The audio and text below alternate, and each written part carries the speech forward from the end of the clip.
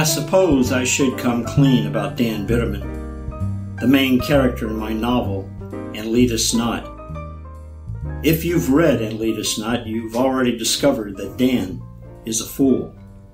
A reporter for a small weekly tabloid in the mythical backwater town of Sarpy, Louisiana, he is considered a joke even by those he works with. In the interest of full disclosure, however, I should tell you, I'm the real-life fool my fictional Dan is based on. After I was discharged from the Army, after I'd tried teaching school for a time, I decided to try my hand at the reporting game. I quickly learned, however, that one does not simply march into a major daily newspaper with a degree in English and get hired on as a reporter. Determined, though, to start somewhere, I took a job with the Seacoast Echo, a small weekly newspaper in Bay St. Louis, Mississippi. I still remember when I broke the news to my wife that I had been hired on as a reporter. She didn't call me a fool, but she did point out that my new annual salary would be $500 less than what I had been earning as a teacher. Not only are you going to be earning less, she said, but you're also going to be working more hours. As a teacher, at least you had the summer, Christmas, and all the holidays off. That's not going to be the case now that you're a newspaper reporter. Still, I wanted to be a writer. I explained to her that I wanted to be paid to write, not teach kids how to write. Besides, I said, I wanted a byline. I wanted to see my name in print. By David Pierson. Even if it was only above news articles and not short stories or my novel. So, fool? Yes, you could call us both that, Dan and me. There's one big difference between us, though.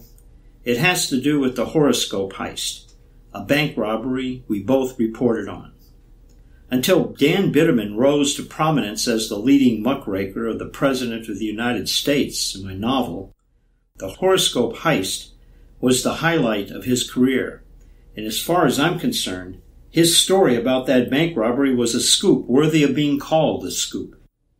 You can read all about that in And Lead Us Not, but here's what really happened. And I should know because the real Horoscope Heist was supposed to have been my first big story as a reporter. It was my first day on the job with the Seacoast Echo. As soon as I walked into the newsroom, my editor, Otteray, hung up the phone and said to me, "David, thank goodness you're here." She never explained why she used those words with me, but I've always suspected she was surprised to see me there. For even though we had shaken hands on my going to work at the Echo, she probably didn't think I would be foolish enough to take the lower-paying job she had offered me. She recovered quickly, then said to me, "There's been a bank robbery. No one else is here to cover it, so it's your story. Get going." "Where?" I asked her, and she, wanting me to be gone and on my way to the story, answered, "Why, your bank, silly. The robber held up your bank in Pass Christian and got away with $23,000. Now get going." On my way to cover the story, I asked myself, how did Otteray know where I banked? I had told her my wife and I had rented a place in Pass Christian, but I hadn't told her where we had opened our banking account.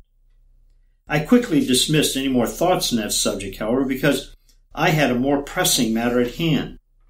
My first day on the job. My very first news assignment. A bank robbery. Wow! Things were starting off with a bang for me.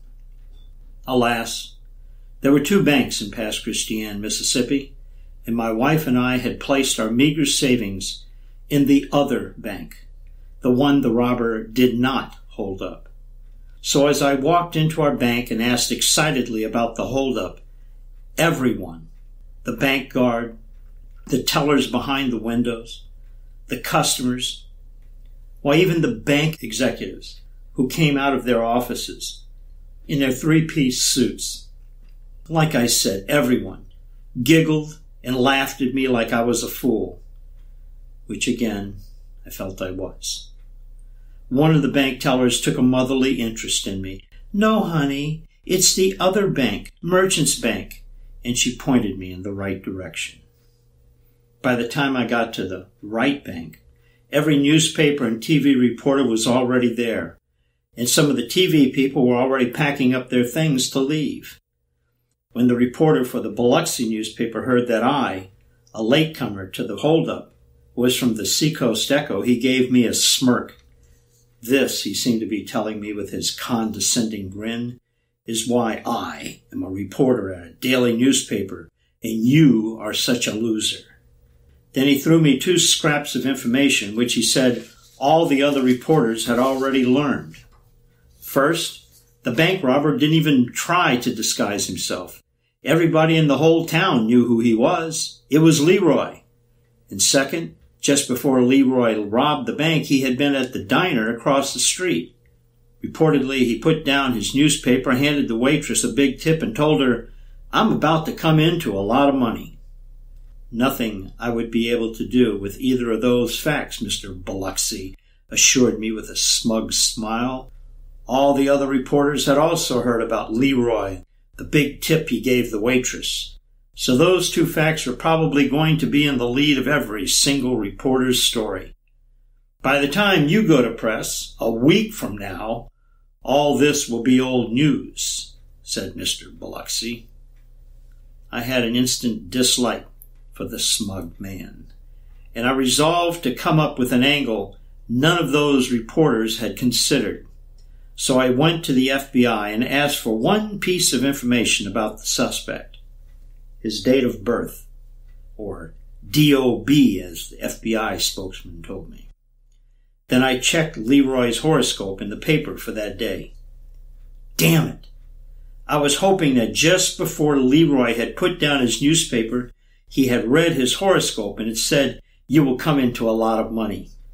But sadly it did not. I still used his horoscope in my lead, but it didn't have the zip and the zing I really wanted.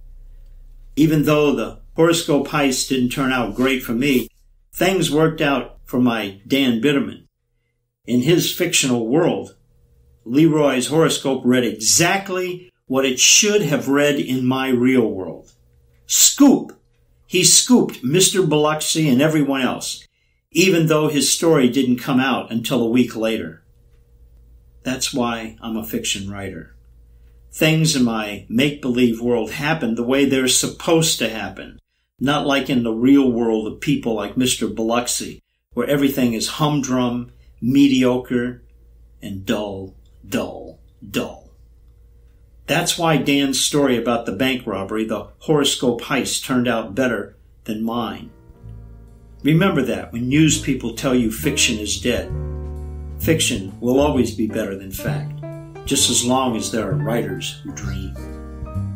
You've been listening to the Bayou Picayune podcast. For more information and additional content, go to davidpearson.net or pick up my books, And Lead Us Not and Bayou Da Vinci, on Amazon or any other major online retailer. If you like what you hear on the podcast, please subscribe and give me a review. Thanks for listening.